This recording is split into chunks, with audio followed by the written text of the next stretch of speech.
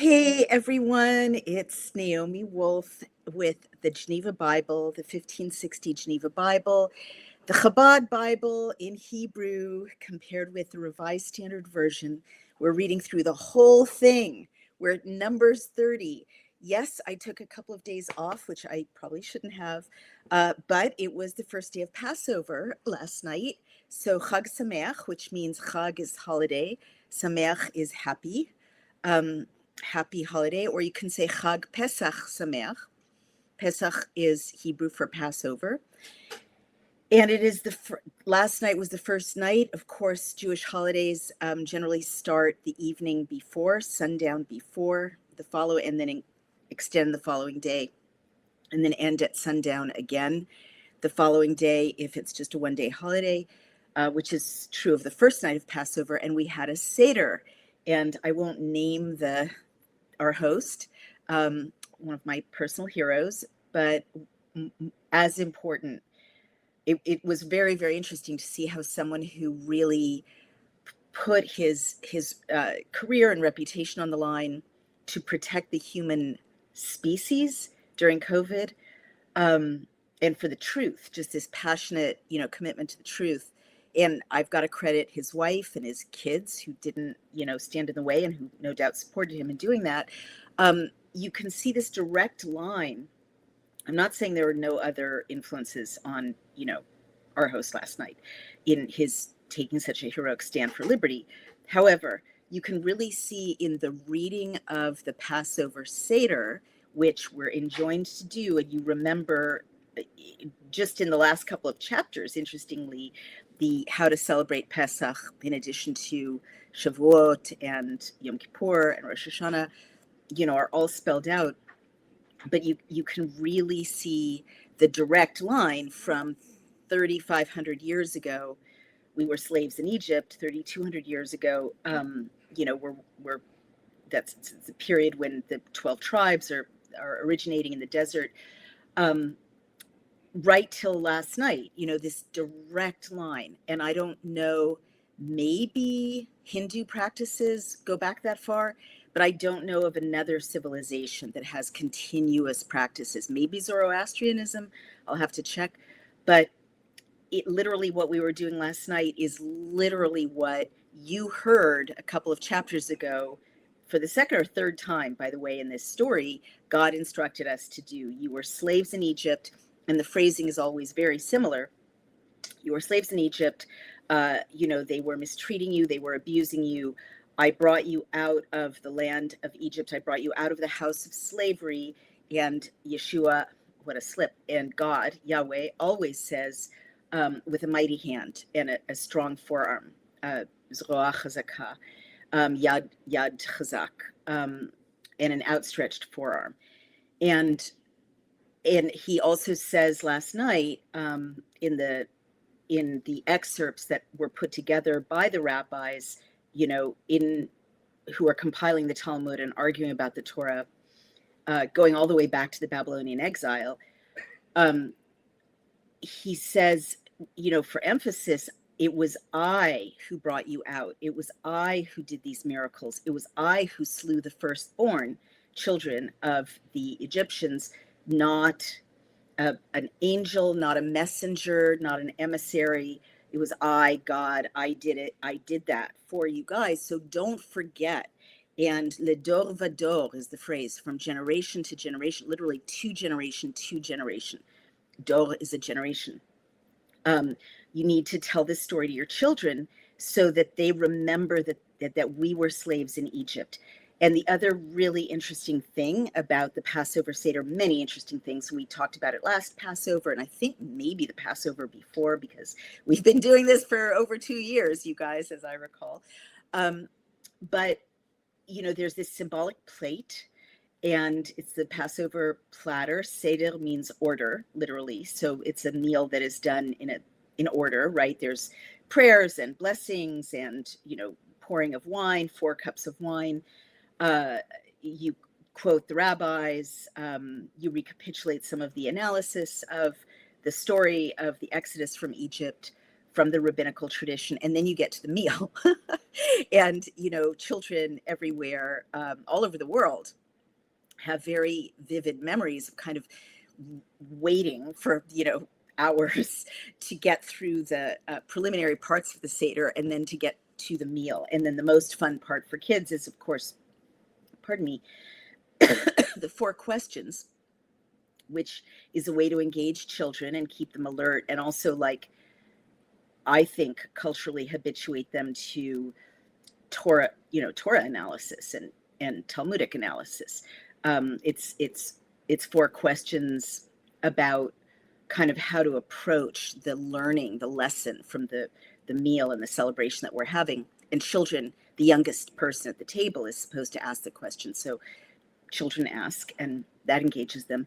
And also there's a hiding of the afikomen, which is a piece of matzah that the head of the household breaks off, and then sneakily, you can never catch them doing this, usually he, the head of the household, hides it when people aren't looking or when they're distracted, and then the kids get to go on a hunt after the meal to find the afikomen and then to ransom it back, and you can't carry on and finish the Seder until the afikomen is ransomed back. So what is that piece of folk tradition? I'm not really sure.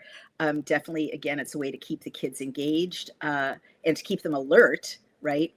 It's really fun to tear through a stranger's house when you're 7, looking for the hidden afikomen. And very often it's been on a bookcase, like in the pages of a book or on top of a book. So that's really interesting. It definitely sharpens your alertness as a child. And then ransoming it back, an early lesson in negotiation. I have no idea where that came from. I'll look. But I guess I am kind of thinking about, what does it mean to be raised Jewish culturally? And why are people so mad at us, of course? But these 3 ways of engaging children in what is otherwise a very long, can be dry, religious ritual, which is very, very important, right, for the formation of their sense of identity and their relationship to God. Like, God literally says again and again, tell your kids that I took you out of Egypt, that you were slaves in Egypt. Don't forget, from generation to generation, tell them you were slaves in Egypt. Well, I do think that, in these little ways and big ways, children raised within the, Jewish traditions, especially the more observant Jewish traditions, are raised to have a voice very young and be part of the incredibly sacred work of analyzing a text, debating or discussing, what does this mean? What does this text mean?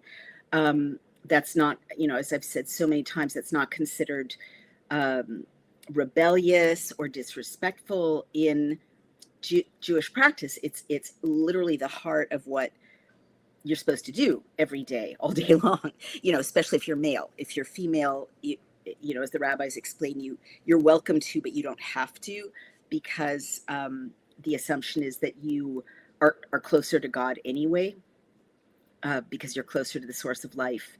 You could argue that, but anyway, women are not forbidden from studying the Torah. It's just not a mitzvah the way it is with men. But this starts out very, very young, and also even the negotiation. To me, it's really kind of a little exercise in free will. It does give kids a sense of power. I have something the grown-ups need, but also it's an exercise in fairness and conflict resolution and reaching a win-win outcome. Everybody kind of has a little exercise in, I'll give you $5. I want 8. No. Okay, fine. Let's settle for 7, and you might think this is really, I guess feeds into the stereotype of Jews as money hungry or all about business. I really have a different view of it. I think that it was very important for us to survive in very hostile environments. I mean, I'm really just riffing on this, like, why do we do it? But it does make sense. I've thought a lot about Jews and conflict, right? And how freaked out the whole world becomes when Jews fight back, right?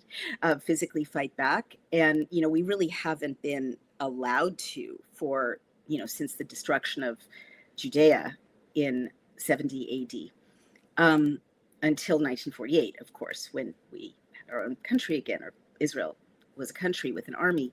But, and I'm not taking a position on what should be done in the Middle East. I want a two-state solution. I want peace, and so on.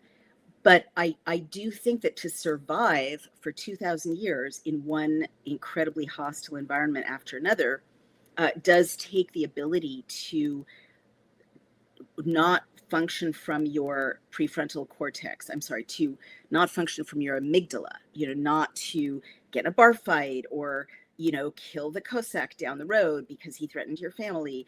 You have to use your shrewdness to survive, honestly, and whatever your impulses are. Like, remember, Moses killed an Egyptian slave driver who was oppressing a Hebrew slave, and then he had to get out of town. It didn't work out well. So we haven't been for 2,000 years in environments in which violence is even an option, even in self-defense. So I do think survival, or if God forbid, a Jew in the Tsar's Russia, violently resisted having his son conscripted against his will into the army, which happened all the time, and was a big driver of immigration to the West. That would go very badly. The whole village would be torched. The whole village would be massacred. All the possessions plundered, the animals taken or murdered. I mean, horrific massacres, pogroms over and over and over and over. So Jews really had to, from a very young age, learn to not be overcome by their animal impulses, just to survive in those environments. And so to me, giving a child at quite a young age an incentive to stay cool, engage in an adversarial conversation, but bring it to a win-win outcome. And not go to, I'm never giving this to you, too bad, or I'm giving it away for free, right? I think that it did train kids very young in managing themselves in very hostile environments and looking for win-win solutions, even with people who wanted to kill them, right? So that's my riff on that. But it did, I will say, as someone who grew up going to seders, even though we were not Orthodox, it does really imprint you that year after year after year, in the springtime, when you could just be planting your garden or, going for a bike ride, you do take time with your family to really think about the fact that we haven't always been free. We were the lowest of the low. We didn't have free will. 400 years, we didn't have a choice. We were doing hard work. Our lives were made bitter. That the evocation of slavery is so intense and profound in the Seder and in the commentary on the Seder. You really can feel that generation after generation, Jewish parents did keep that memory alive of, we haven't always had a country. We haven't always had the temple. We were slaves in Egypt. We weren't free to even manage our own labor or enjoy the fruits of our own labor. We were doing hard work. And even some of the symbols on the Seder plate speak to this. There's bitter herbs. It was endive last night, but it's often horseradish is traditional. And there's also, and that represents the cruelty of slavery. There's salt water, and that represents the tears that the slaves shed. And you dip the bitter herbs in the salt water to reinforce, to remember, like viscerally with your body and with your, taste buds, the taste of slavery. It was so bitter. We wept. And then there's sweetness, right? And charoset, it represents the mortar that held the pyramids together, the construction works in Egypt that the Jewish slaves were building, the Hebrew slaves. Jewish wasn't a word at that time. But that is made of dates and honey and nuts. And So, and then at a certain point, you're encouraged to make a kind of sandwich out of a little bit of matzah, two pieces of matzah, and sweetness and bitterness, and it's to, you know, taste or experience the sweetness of freedom and remember the bitterness of slavery at the same time. And, you know, my Irish husband understandably said, why don't you guys just celebrate being free? And, you know, I just had this instinctive reaction to that, which is, we're Jewish, we can't. We have to remember the bitterness. We have to remember the bitterness as well, so that it'll bother us if anyone is not free. And so we'll be vigilant. And I don't think it's an accident that a lot of the people, I've thought about this, a lot of the people who were out front as freedom fighters during lockdowns, which was a straight up enslavement exercise, you know, and forced injections, a lot of them came from genocided or enslaved backgrounds and ancestries. There were African American or Caribbean American, you know, descendants of people who'd been enslaved from Africa. There's an Armenian. They were genocided. There are a lot of Irish people, if you think about it, descendants of the Irish. They were genocided and starved off their land. And treated as second-class citizens when they came to this country, and enslaved actually in this country. Lots of Jews, you know, and I just don't think it's coincidental that a really disproportionate number of freedom fighters come from memories, ancestral memories of having been enslaved or genocided. They recognize the signs. Let's see. So Slavica, hello, Slavica, says, when the Israelites prayed to God for deliverance from oppressive enemies, the biblical narrative shows that God consistently heard their cries, felt compassion for their suffering, and acted decisively to save them, but that is no longer true. Well, I mean, interesting. You could certainly make the case that historically, for the last 2,000 years, things have really been terrible for us, and God did not hear our cries. However, you know, something pretty profound changed in 1948. You know, we like every year we say next year in Jerusalem at the Seder. Every year. We never forgot Jerusalem. And I'm not making a political point here. I'm just stating an historical and religious fact.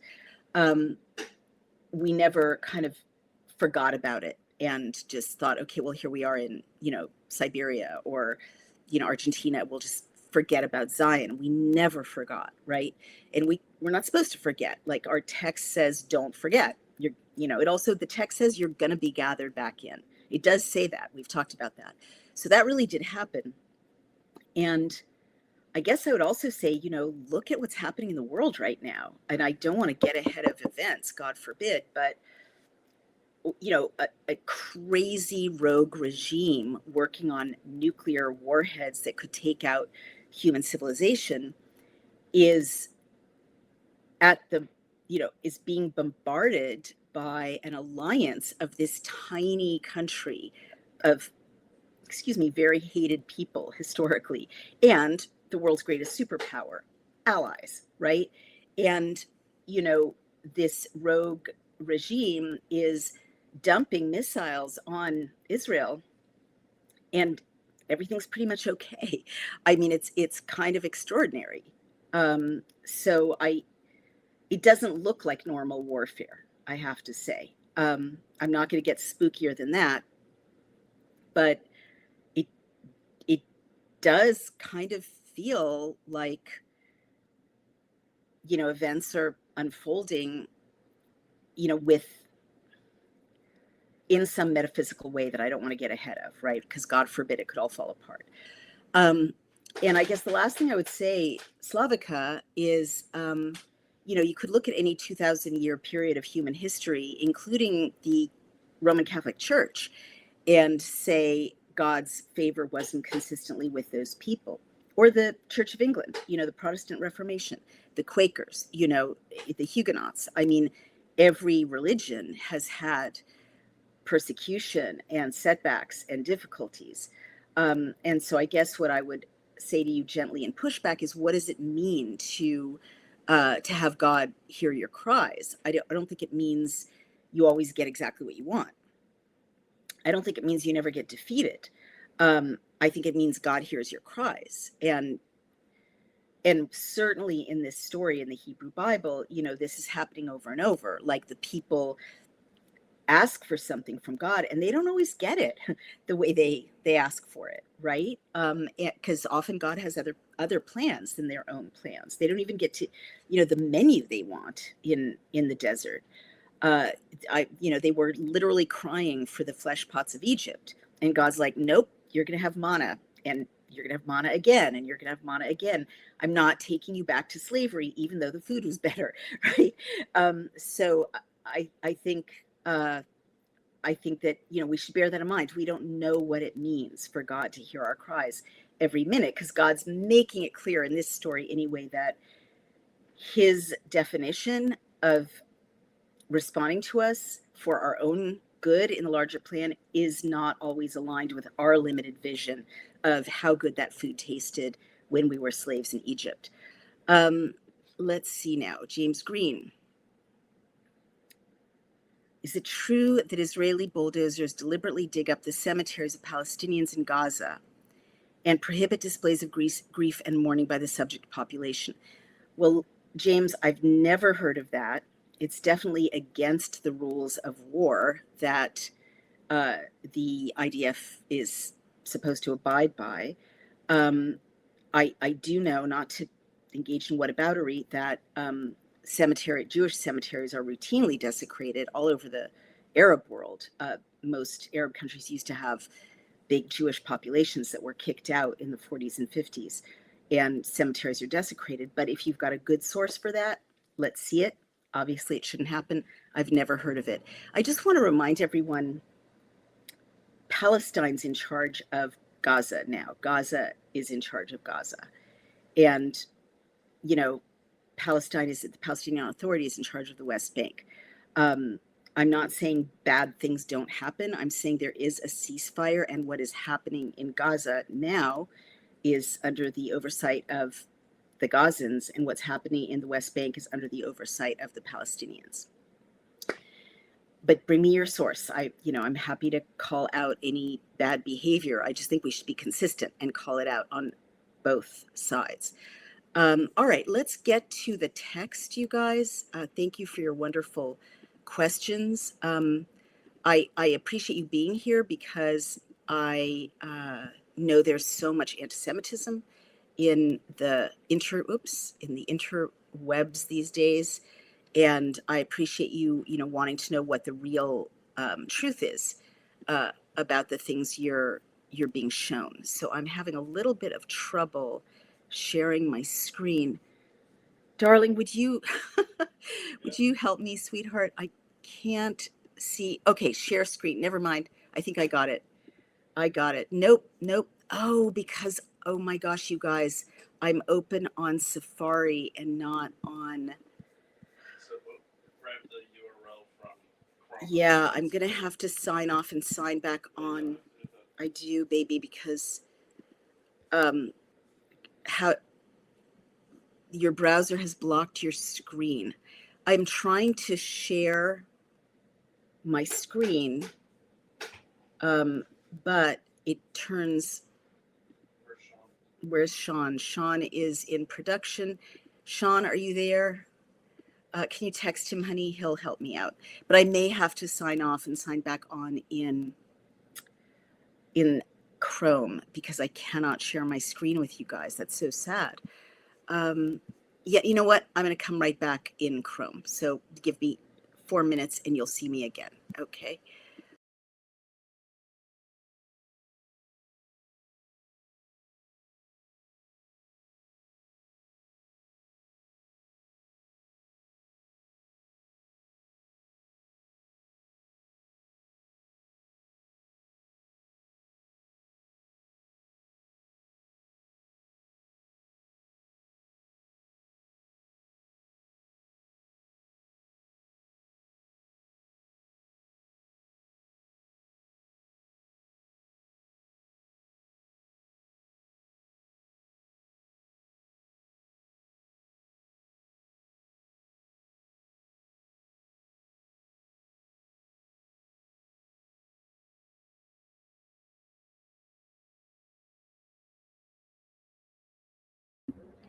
All right.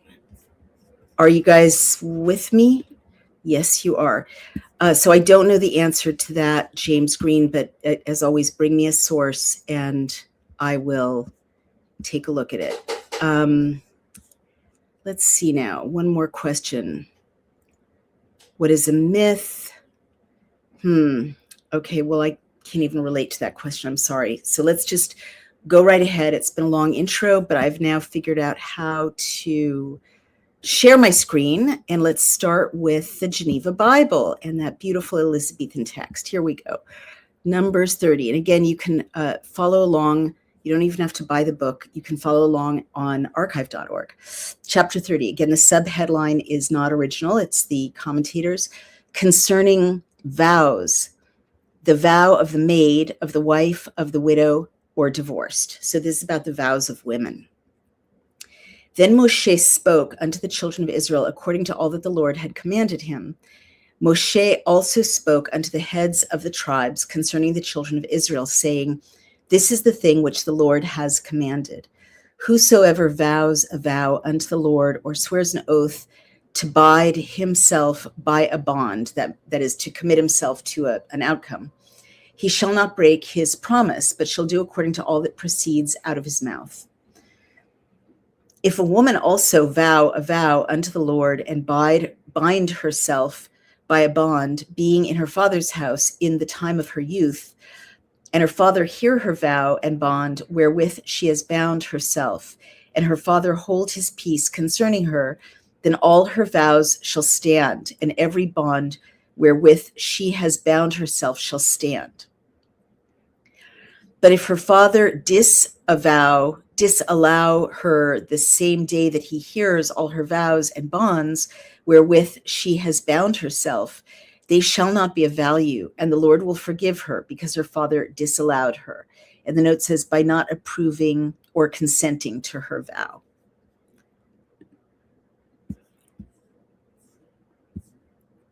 And if she has a husband, when she vows or pronounces anything with her lips, wherewith she binds herself, if her husband heard it and holds his peace, meaning stays quiet concerning her, the same day he hears it, then her vow shall stand, and her bonds wherewith she binds herself shall stand in effect. But if her husband disallow her the same day that he hears it, then shall he make her vow which she has made, and that she has pronounced with her lips, wherewith she bound herself, of none effect, and the Lord will forgive her. But every vow of a widow and of her that is divorced, wherewith she has bound herself, shall stand in effect with her. And if she vowed in her husband's house, or bound herself strictly with an oath, and her husband has heard it and held his peace concerning her, not disallowing her, then all her vows shall stand, and every bond wherewith she bound herself shall stand in effect. And the note says, for she is in subjection of her husband and can perform nothing without his consent.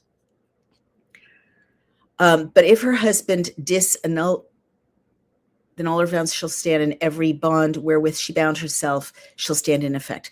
But if her husband disannulled them the same day that he heard them, nothing that proceeds out of her lips concerning her vows or concerning her bonds shall stand in effect, for her husband has disannulled them, and the Lord will forgive her. So every vow and every oath or bond made to humble the soul, her husband may establish it, or her husband may break it. And the note says to mortify herself by abstinence or other bodily exercises. But if her husband hold his peace concerning her from day to day, then he establishes all her vows, enforces or supports all her vows and all her bonds which she has made. He has confirmed them because he held his peace concerning her the same day that he heard them. But if he break them after that he has heard them, then shall he bear her iniquity. And the note says, not the same day he heard them, but some day after.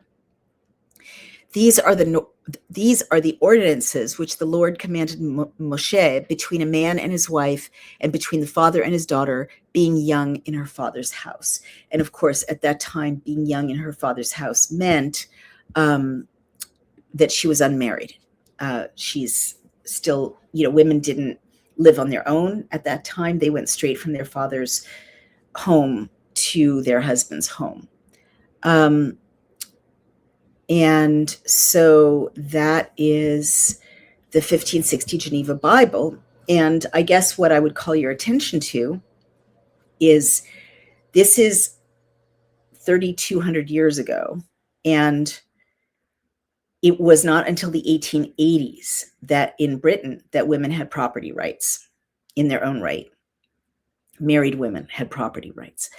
And so this is, and there were very restricted rights all the way along, in Greece and in Rome and in Europe in the Dark Ages and in Europe in the Middle Ages and in Europe in the Renaissance, right up until the 18th century, when in some places women began to have legal rights. The Napoleonic codes at the end of the 18th century, do give women some legal rights. They also gave gay people legal rights, which is interesting, gay men. But women really, had some inheritance rights and legal rights in colonial America, but there were restrictions on them. And as you know from the witch trials, just because a widow had property didn't mean that men weren't constantly scheming in colonial America to disgorge her property or lay claim to it through the courts. It's actually the subject of Nathaniel Hawthorne's House of the Seven Gables, and also the subject of the Salem witch trials. A lot of those women had property, and they were accused of witchcraft so that, other people who were male could get their hands on their property. So women's claim was fragile to property. And this is a very early feminist text, right? Before other societies, to my knowledge, gave women property rights or even rights over their own bodies. And what's so interesting about the way this chapter is worded, to me, especially as a feminist, is that it's not just about if a woman in her husband's house or her father's house makes a promise to give a sheep that she inherited, as a sacrifice, or to, sell a sheep and give the money to someone else, right? Or donate it to charity. It's not just about her disposing of her possessions. It also gives women the right to dispose of their bodies. And that interpretation is right there in the notes of these Geneva Bible translators. They say if she inflicts a vow of abstinence or exercises abstinence, they're literally saying it's not great, it's not ideal, but if a woman wants to not have sex with her husband for a while because she's involved in a religious purification period, she has the right to do that. She has the right to make that vow. Now, this chapter puts limitations on it. The husband has to consent, and the father has to consent if she doesn't have a husband. But there are limitations on his power too, the patriarchal power. They have to consent or not consent in a narrow window of the same day she makes the vow. And if they don't, then too bad. She's made the vow, and she has the right to make a vow. So that's really interesting. I mean, a man's word is his bond. The oath, swearing an oath, is a very big deal in the ancient world. Think about it. There really wasn't paper, like I'm reading a history of the Roman Empire right up until through the first, second, third century CE.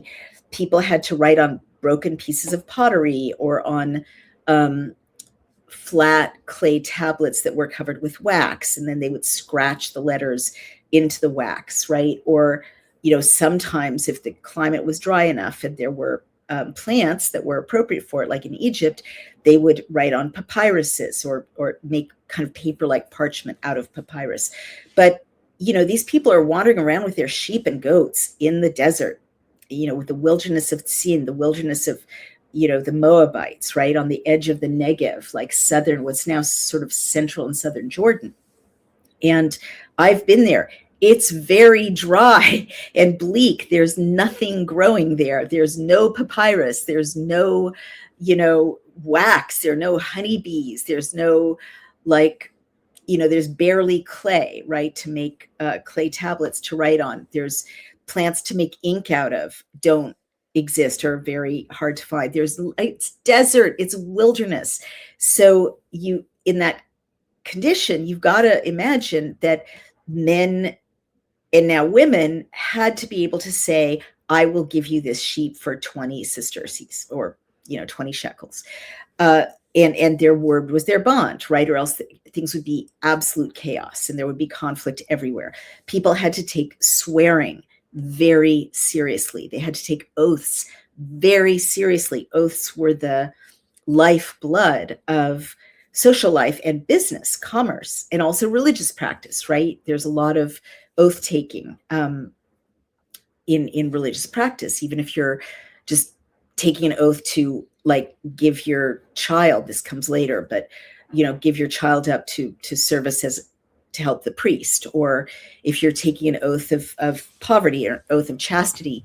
Well, poverty doesn't exist yet, but we've seen oaths of chastity, for example, for a period of time, not forever. Well, those are very serious commitments, and they signal kind of a civil adult, right, with the ability to make conditions with his resources and time and body.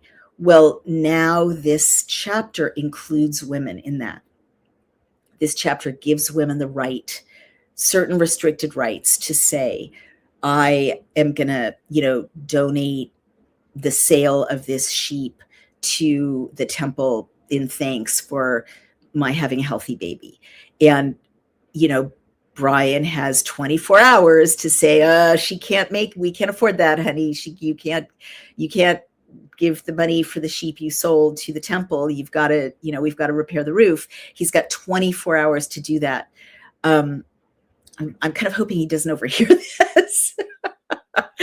And if he misses that window, I have to be as good as my word. I have to give the person I vowed to the thing that I vowed or that I promised. And if it's a bond of myself, I have the right to give that.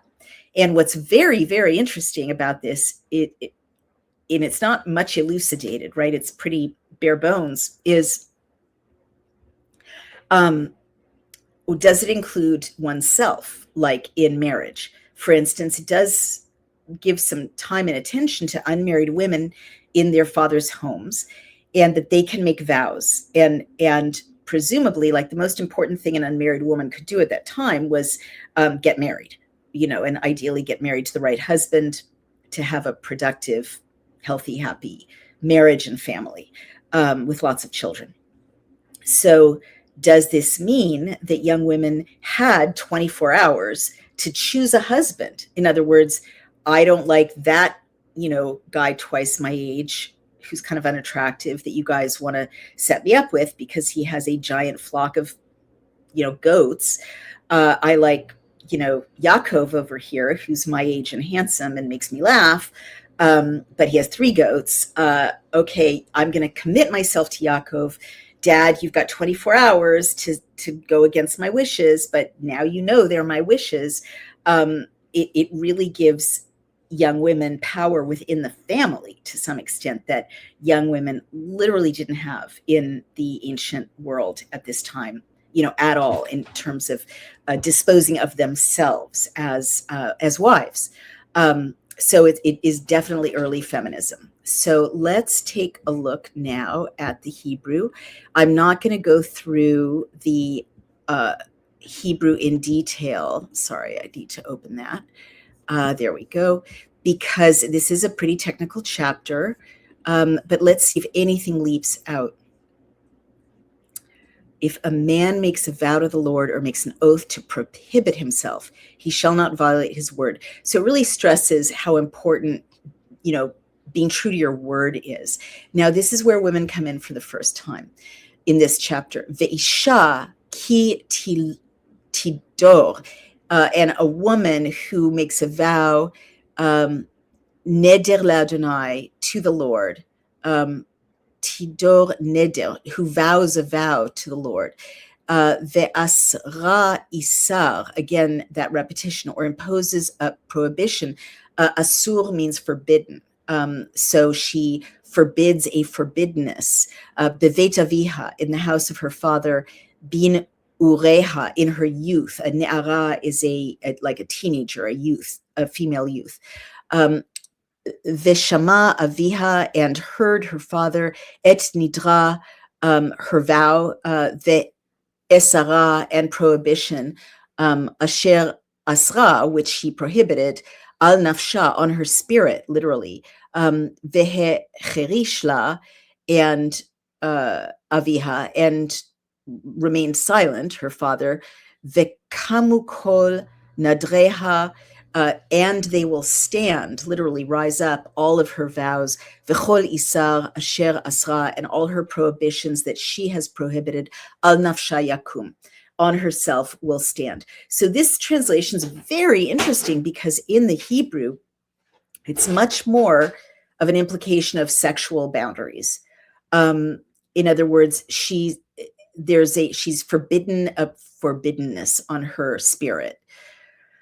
To me, this reads as, she's said, I'm not going to marry him. That's how it sounds to me. She's prohibited. She's put a prohibition on her spirit or her soul. And you remember that nefesh means spirit or soul. It also means being, like a person, right? So it's got that implication, not just of the spirit, but of herself, right? And this notion that a young woman has a self is a completely new philosophical concept. Ve'im heni aviha, but if her father hinders it, ota, her, biyom sham'o, in the day that he heard, kol nidreha, all her vows, ve'esareha, and all her prohibitions, asher asra, which she prohibited, al nafsha, on her spirit, lo yakum lo yakum ve'yava yislachla, that she's imposed on herself shall not stand. Ki hinia vihaota, because her father has hindered her. But here's the sexual component. Ve'im hayu tehye, but if she is betrothed, if she is to be leish, to a man, u nedareha aleha, with her vows upon her, o mifta sfateha, or by a promise with her lips, asher asra al nafsha, which she has, again, that word asur, which is forbidden upon herself, in context imposed upon herself. Veshama isha beyom sham'o, and he heard her man, literally her husband, in the day that he heard. Vehe cherishla, and he's silent to her. Vekamu nidreha, then they'll stand, her vows, ve'esareha, and her prohibitions, asher asra al nafsha yakumu, which she has prohibited upon herself, they will stand. And again, but if he hinders her, he's revoked the vow, and the Lord will forgive her. Ve'Adonai yislachla, specifically, he's saying if the husband doesn't let her fulfill her vow, God will forgive her. The neder almana, and the vow of a widow, ugrusha, and of a divorced woman, kol asher asra al nafsha, everything that she forbade or prohibited on her spirit, yakum aleha, will stand upon her, literally will remain on her.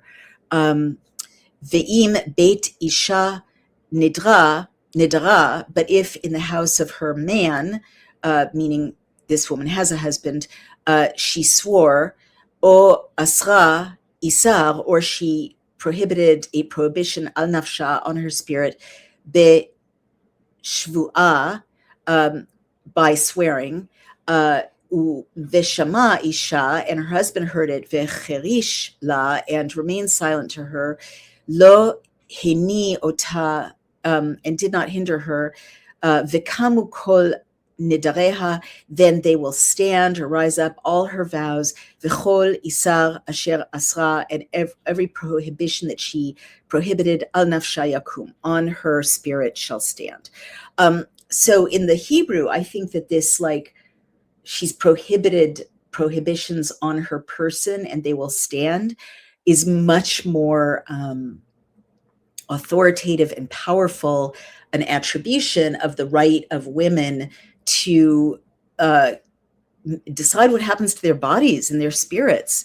And again, there are restrictions, but those are very strong words. Asur is forbidden. Like when God forbids something, to humans, the Torah uses that word asur, forbidden. It's a strong word. It's not a messing around word. It's forbidden. So she's forbidding forbiddenness on her person, on her spirit. And that's very, very, very powerful. So let's see what quickly, because we are running out of time. My goodness, it goes so fast. What the Revised Standard Version, which I inadvertently closed, Numbers 30, what that has to say. So this is like literally establishing that women have the right to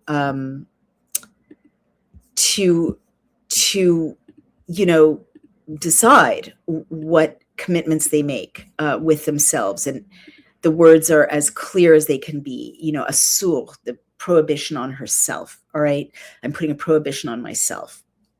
And it seems to extend to promises made, to me, it says she gets to choose who she's going to marry. Limited choice, limited time period. But these are the conditions in which she can do it. So here's the RSV, vows made by women. Again, they just put that there. It's not in the original. Moses said to the heads of the tribes of the people of Israel, this is what the Lord has commanded. When a man vows a vow to the Lord or swears an oath to bind himself by a pledge, he shall not break his word. He shall do according to all that proceeds out of his mouth. That's correct. Or when a woman vows a vow to the Lord and binds herself by a pledge, while within her father's house in her youth, and her father hears of her vow and of her pledge by which she has bound herself and says nothing to her, then all her vows shall stand, and every pledge by which she has bound herself shall stand. So I will just say in the Hebrew, it is much more about prohibition, that she has the right to limit what happens to her, not just to make a commitment positively. So in the Hebrew, it says her limitations, her restrictions that she set on herself will be honored. And in the Revised Standard Version, they've changed that to whatever she promises, she has to stick to it. But if her father expresses disapproval to her on the day that he hears of it, no vow of hers, no pledge by which she has bound herself shall stand, and the Lord will forgive her because her father opposed her. So I don't think in the Hebrew it says expresses disapproval. Let's take a look. Geneva Bible 1560 PDF. What does the Hebrew actually say? I'm sorry. We have the Geneva Bible. I mean the Chabad Bible. I feel like the translation has put the dad's disapproval in there as a prohibition, and it just doesn't exist. No, that's not what it says. Oh, God, honestly, these people drive me crazy. Let me show you what it says. I'm going to remove that, and I will show you what it says in the Hebrew. Bamidbar.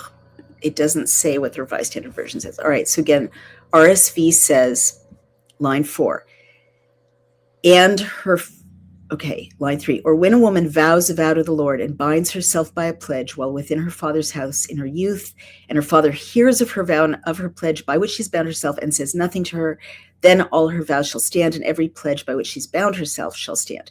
But if her father expresses disapproval to her on the day that he hears of it, no vow of hers, no pledge by which she's bound herself shall stand, and the Lord will forgive her because her father opposed her. Does it say that? No, it does not. It says in the Hebrew, if a woman makes a vow to the Lord or imposes a prohibition upon herself while in her father's house in her youth, if, then line 5, if her father heard her vow or her prohibition, not her pledge, which she has prohibited upon herself, yet her father remains silent, all her vows shall stand. So it says nothing about disapproval. It says that he didn't say anything. And then it goes on to say, but if her father hinders her, im hini aviha ota, all her vows and her prohibitions that she imposed on herself shall not stand. The Lord will forgive her because her father hindered her. So literally in the Hebrew, it doesn't say, oh, he just disapproved of her, and so forget it. All her promises are over. He has to actively stop her, hinder her, block her. So in the Hebrew, it is a much more equal contest of wills between the young woman in her father's house and the father. He can't just disapprove of her, and then God thinks his disapproval is so important that God's like, okay, I forgive you because your dad disapproved of your choice. No, it doesn't say that. God is not siding with the dad's disapproval in this family context. In the original, the translators of the RSV just invented that. It doesn't say that. And if she's married to a husband while under her vows or any thoughtless utterance of her lips by which she has bound herself, and her husband hears of it and says nothing to her on the day that he hears it, then her vows shall stand, and her pledges by which she has bound herself shall stand. Well, so line 6 is also totally wrong in the Revised Standard Version. It's interesting. It's a different line. It's line 7 in the Hebrew. Here it says, Ve'im hayu teye ish. It's not if she's married. It's literally, and if it will be that she will be to a man. And they translate it, but if she is, quote, betrothed to a man, in brackets, with her vows upon her, or by an utterance of her lips, which she has imposed upon herself. Much more serious, much more respectful of this woman's vows. The Revised Standard Version, I'm just going to say it, in its misogyny, puts in there where it doesn't exist any thoughtless utterance of her lips. It doesn't say thoughtless. It doesn't say thoughtless. There's no thoughtless in the Hebrew. It doesn't say that. And it doesn't say, and her husband hears of it, like he's just wandering around and people are gossiping. In the Hebrew, it says, and her husband hears it. Okay, so they just put the thoughtless in there as if women are just annoying flibberty gibbets who can't be trusted to make vows or put prohibitions on their own bodies and selves. It's so bad. And then they do it again on line 8. But this is a Revised Standard Version. But if on the day that her husband comes to hear of it, he expresses disapproval, then he shall make void her vow which was on her, and the thoughtless utterance of her lips by which she bound herself, and the Lord will forgive her. No, it doesn't say this. Holy cow, it does not say this. I'm going to read you line 8 in the Hebrew. Veshama isha, and if her man hears her, beyom sham'o, on the day that he hears, vehecherishla, and is silent to her, vekamu nidareha, then her vows shall stand, ve'esareha asher asra, and the prohibitions which she has prohibited on her spirit will stand. It doesn't say anything about his disapproval. No disapproval. No thoughtless utterances. No. It just says if she makes this vow and he doesn't say anything, then her vow shall stand. And then line 9 in the Hebrew, ve'im, and if, beyom shma isha, on the day that her husband hears her, literally her man hears her, yani ota, ve'hefer et nidra, if he hinders her on the day that he heard it, he has revoked the vow that she's taken on herself and the utterance which she has imposed upon herself, and the Lord will forgive her. So it doesn't say, there's no disapproval in line 9 in the Hebrew, but in line 9, they invented, actually they made it line 8, but if on the day that her husband comes to hear of it, again, like he's just gossiping in the street, no, he has to actively hear it in the Hebrew. He expresses disapproval. No, he's hindering her. He's like, no, I'm blocking this. And he's right there present in the Hebrew. But this is just like, oh, someone in town says your daughter really made a vow. And he's like, well, that's really embarrassing. I don't approve of that. That's what they've softened it to. Then he shall make void her vow which was on her, and the thoughtless utterance of her lips by which she bound herself, and the Lord will forgive her. So they put thoughtless in here and disapproval in here falsely twice, and just made women seem like they're idiots. And it doesn't say that. This is a very respectful passage of women about their vows. There is no thoughtless and no disapproval. All right. They just invented it. By any vow or widow of a divorced woman, anything by which she's bound herself shall stand against her. It doesn't say that. That's line 9. This is the worst translated chapter I've seen. Line 9 it's actually line 10 here, which is interesting. Veneged almana, and against, veneder almana, and the vow of a widow, ugrusha, and a divorced woman, kol asher asra, everything which she prohibited, al nafsha, on her spirit, yakum aleha, will literally stand on her, will remain on her. The misogynist Revised Standard Version says, shall stand against her. Any vow of a widow or a divorced woman, anything by which she's bound herself, shall stand against her. That's how they translate it. They're saying women who are divorced or widows have no rights to bind themselves. It doesn't say that. And it doesn't say shall stand against her. It says they'll stand. They've literally inverted the meaning. In the Hebrew, it says any vow she makes, if she's a widow or divorced woman, because there is no man to, hinder her, that'll stand. She has to stick to it. It binds her because she's a serious person. In the English modern translation, it says all her vows suck and are eradicated. Everything that she vows shall stand against her, literally making up the invalidation of her vows. Then all her vows shall stand. But if her husband makes them null and void on the day he hears them, then whatever proceeds out of her lips concerning her vows or concerning her pledge of herself shall not stand.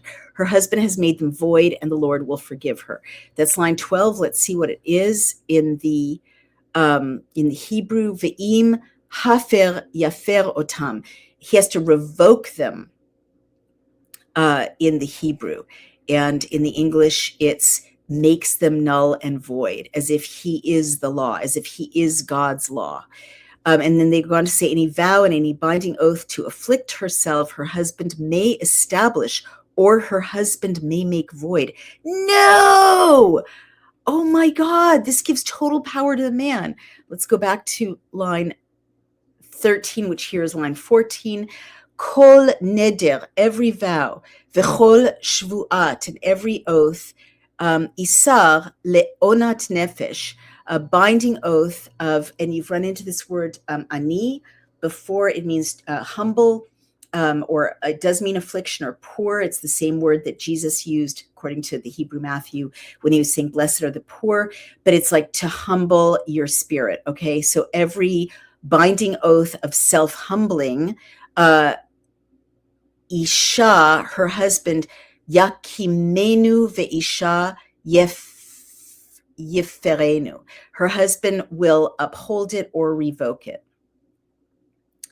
But the next line says, ve'im hacheresh yecharish, if her husband remains silent, and it intensifies it twice, La isha miyom el yom, and her husband remained silent from day to day. Vehikim et kol nidreha, all her vows and prohibitions she's assumed, he's upheld them. O et kol asareha asher aleha, all the prohibitions that are on her, hikim otam ki hecheresh la biyom shim'o. He has upheld them since he remained silent on the day that he heard it. So in the Hebrew, literally, the next line is, but if her husband says nothing to her from day to day, then he establishes all her vows or all her pledges that are upon her. He has established them because he said nothing to her on the day that he heard of them. So in English, it gives him the power to establish them, whereas in the Hebrew, it's they stand on her. But if he makes them null and void after he has heard of them, then he shall bear her iniquity. What is that line in the Hebrew? In the Hebrew, it's, but if he revokes them after having heard them, he shall bear her iniquity. And then it says in Hebrew, these are the statutes which the Lord commanded Moshe concerning a man and his wife, a father and his daughter in her youth while in her father's house. What did they do? In the Revised Standard Version, these are the statutes which the Lord commanded Moshe as between a man and his wife and between a father and his daughter while in her youth within her father's house. As between a man and his wife and between a father and his daughter while in her youth within her father's house. So that's it. But I guess the last few lines remain reasonably translated in the Revised Standard Version, but the complete inversion of the woman's right to limited right, but clear right, and in the case of a widow and a divorced woman, complete right to dispose of her own person or swear an oath. The Revised Standard Version falsely upends and weakens those rights, which the Hebrew clearly assign to women, and in varying degrees, depending on whether there's a man in the house, whether the man speaks up in time, actively hinders her. Again, to recap, the Revised Standard Version puts thoughtless utterance into the swearing of women where it does not exist. In the Hebrew, doesn't exist. And in fact, the implication, the language is the opposite in the Hebrew. These are swear oaths and prohibitions that are repeated very seriously using that intensifying verb. And really, the oaths and prohibitions language is in Yom Kippur also, like Kol Nidre, every oath, Kol Nidre. It's a famous section of the Yom Kippur service. Ve'esarei, same language, every oath, every commitment that we've made. So these are very profound words, and they remain profound in the liturgy. But the Revised Standard Version is like, oh, that flibberty gibbet, she didn't have a thought in her pretty little head. She's made an oath. I disapprove of it. I'm a man, so it's null and void. Doesn't say that. And the disapproval totally doesn't say that. He has to hinder her, block her, stop her, like two equals, having an active argument in the house, hinder her like she's going to sign the papers and he stands in her way, kind of hinder her. So it's not disapproval. It has to be on the same day. He has to hear of it in the house. In the Revised Standard Version, he can, hear of it anywhere. And it's shameful. It's absolutely shameful. They undo women's authority as civil authorities in relation to other people in their society to make commitments and to be bound by oaths, but they also undo women's rights to create prohibitions and restrictions on their own spirits and souls and selves. And it shame of all the mistranslations I've read. This is the worst chapter in the Revised Standard Version. Again, my door is always open to the publishers of the Revised Standard Version to come tell me I'm wrong, show me I'm wrong. I'm right in the Hebrew. Everything I've told you is true. It's a horrible, sexist mistranslation, bad faith, distortion of what the Hebrew says in a way that I would not be surprised if it had the effect of turning a lot of women away from the Bible. Because what a way to treat women. What a way for God to treat women. Oh, you're a thoughtless twit. Nothing you say makes a difference. Your husband has the right to disapprove of any commitment you made and make it null and void. I would stop reading at that point. If that's what I thought God had arranged, I would be like, this is not for me. This is not a God that I understand or that understands me. So that's my riff today. On a happier note, the Hebrew, if you're a woman or a man, I hope it makes you feel very profoundly taken seriously by God. Your word matters, whether you're a man or a woman, whoever you are, your word matters. And I think that's the takeaway on a more positive note, because it means everyone's important. Everyone's, equally valuable. Everyone gets a say, free will, gets self-determination. And, to say it 3,200 years ago, women had the right to put prohibitions on their spirit, on their selves, is a very radically respectful thing to say about women if you're God, or if you're Moshe, or if you're Moshe speaking for God in a very patriarchal context. So that's my read of Numbers 30. We have, again, lost two of our sponsors. We appreciated them. We loved having them. Things move on. I respect that. But it really does mean if you are getting value out of these readings or the other work that I do at Outspoken, on Substack, or over on Daily Clout, our tools to pass any state or federal bill from your phone, to share bills socially, to stop bad bills, to start good bills. All of this work, really requires resources. And if you are getting value out of these readings, please support them. We literally have thousands of followers now for the Geneva Bible, but only 79 paid subscribers. And if you can afford that $7 a month to support the effort, I really ask you to do it. We really can't keep our doors open now without making up the shortfall. And that's like within the next month, seriously. So please help. And if you can, and if you can't, just share, and let's keep going. And tonight is the second night of Passover. Have a wonderful Passover. If you're celebrating Passover, if you're not actively celebrating Passover, we can all still celebrate together, being free and not enslaved, and remembering that, our world really requires freedom for everyone. Thank you so much. Love you guys. I will see you tomorrow, I trust. Take care. Bye-bye.